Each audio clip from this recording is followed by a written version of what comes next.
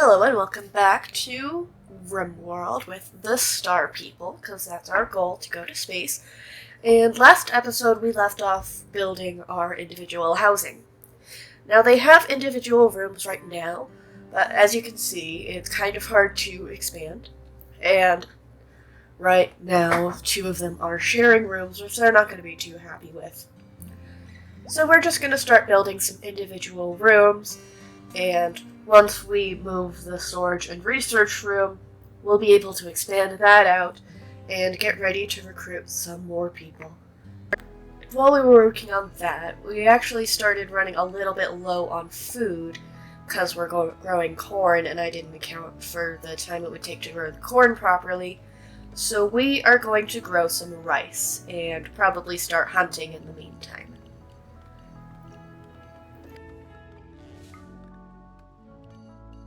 And while we were waiting for our rice to grow, we decided to start working on microelectronics, because with microelectronics we can build a new research bench that'll help us get through everything faster. And yeah, so we've completed the fridge, and we're going to mine out this steel over here because we need some more steel, because it's Rimworld, you always need more steel. Yeah. Because we're eventually going to need to build more power sources, and we're probably going to eventually want to move on from windmills, because windmills are kind of unreliable. So we're probably going to want to put more research into something like geothermal generators or something like that. And yeah, we have egg boxes, and we've got chicken eggs in the egg boxes, and those eggs are going to And we finally finished the individual bedroom, so we're going to deconstruct that part of the storage building so that we can expand the rec room out a little more, so we can build, like, some poker tables. We want to do as much recreation as possible, just because the more recreation you have, it actually gives a mood buff to people, is having multiple kinds of recreation. So you want to have as much recreation as possible. And eventually what we're going to want to do is actually set up a library, because books are a good source of recreation, and as a book lover myself, I just can't resist building a library. I just love them. And here we have a wanderer joining. Her name is Farley, and her best stat is construction. So naturally, we're letting her in because we can always use construction. And since we've had another person join, we are going to expand our housing and make her a house. There we go. We're building our houses out of granite because we don't really have a wall yet, and we want them to be sturdy. We should probably eventually... And now it's time to harvest the rice. The corn is almost ready, so we're going to get a big burst of food in a little bit, but we planted the rice, we're going to harvest the rice. And here we're actually setting up some grow zones so that our windmills don't get blocked. That's a little trick that I've learned over the years, and that's a good trick. And here we are getting a raid from the Federation of that word that I can't pronounce, and there's two of them, so that shouldn't be too much of a problem for us. So we're just going to draft up our people and go line them up. Here they come. Yeah. So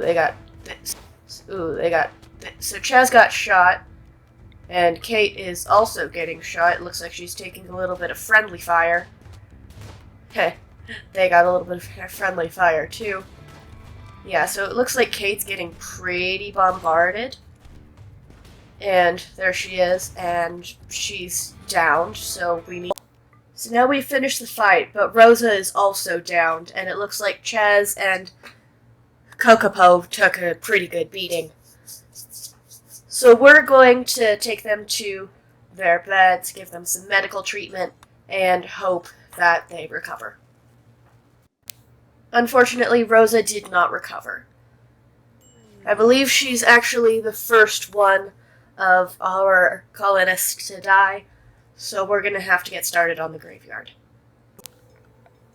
We're going to put the graveyard over here by the refrigerator because it's just a good place to put it. It won't be in the way, and oh, it looks like Chaz has died as well. So there go two of our original colonists. But thankfully we've recruited since then, so the colony should stand strong. Farley has buried her colony mates, and now we can set our colony on the road to recovery.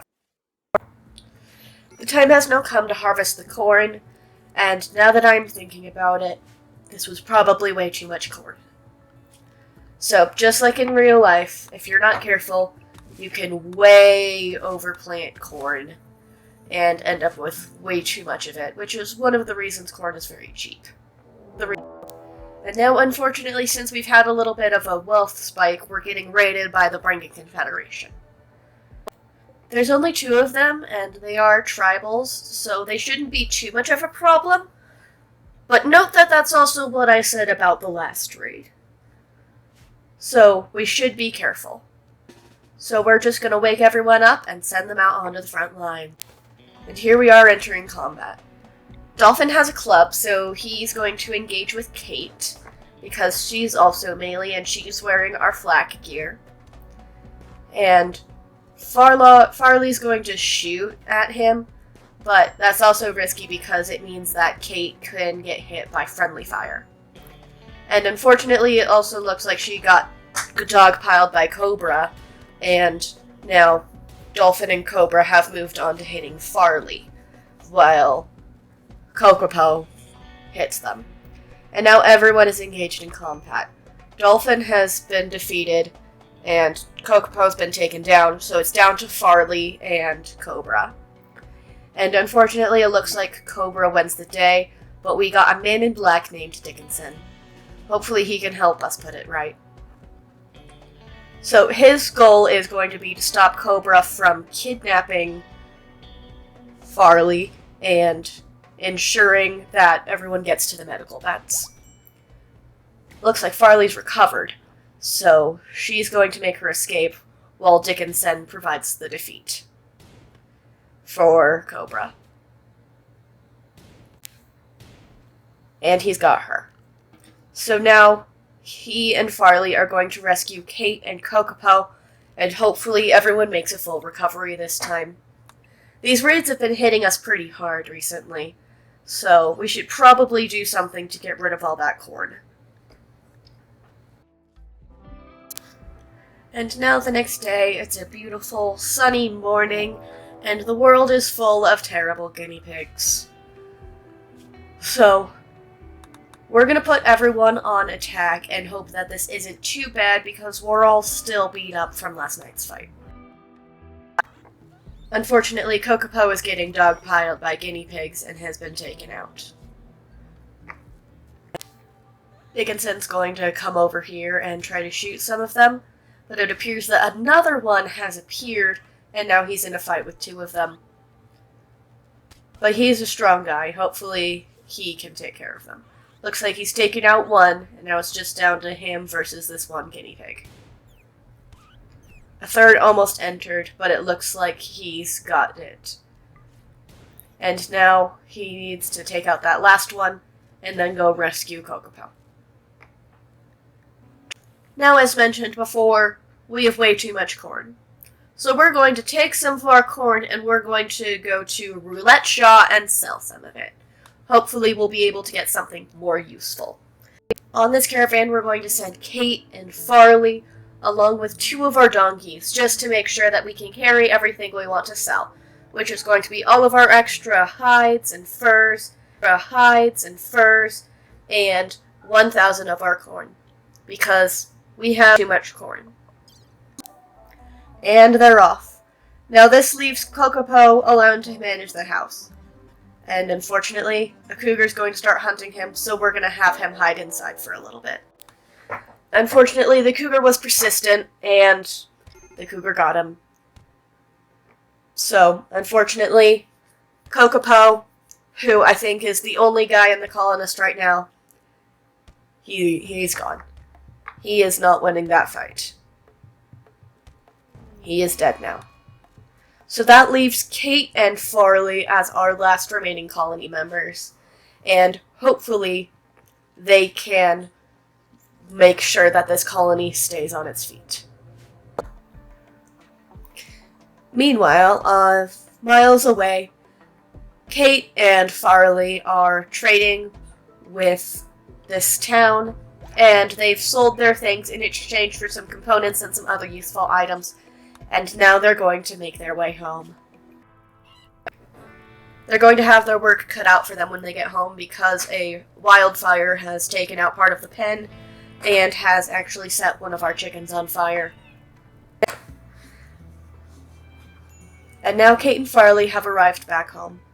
Unfortunately, Kokomo doesn't have a body to bury, but we are going to have to fix that fence and move the animals back in. Even in the shadow of death, life goes on. But unfortunately, while we were vulnerable, the Bringa Confederation decides they want to raid again. This time it was just a single man, and since Kate and Farley both had spears, they both went in for the melee. He had a gun, so he was at a disadvantage. So hopefully this works out, and victory to the girls. However, he did survive the encounter. And since we're at such low numbers, we decided to recruit him. So we converted one of the unfinished houses into a prison, and we will be working to recruit him. Unfortunately, from her injuries in the fight, Farley got an infection that unfortunately took her life. So now it's down to Kate and our prisoner. They will be the last of this colony, and hopefully they can start it up again. And then on the 11th of September, we would receive a quest called the Salvation of Cherry, which would have us fighting a squad in exchange for Cherry joining. And now, since our prisoner had died, in exchange for Cherry joining, we decided to risk it. Unfortunately, that risk did not pay off, and both Kate and Cherry were downed and kidnapped. And that brings this Rimworld story to its end.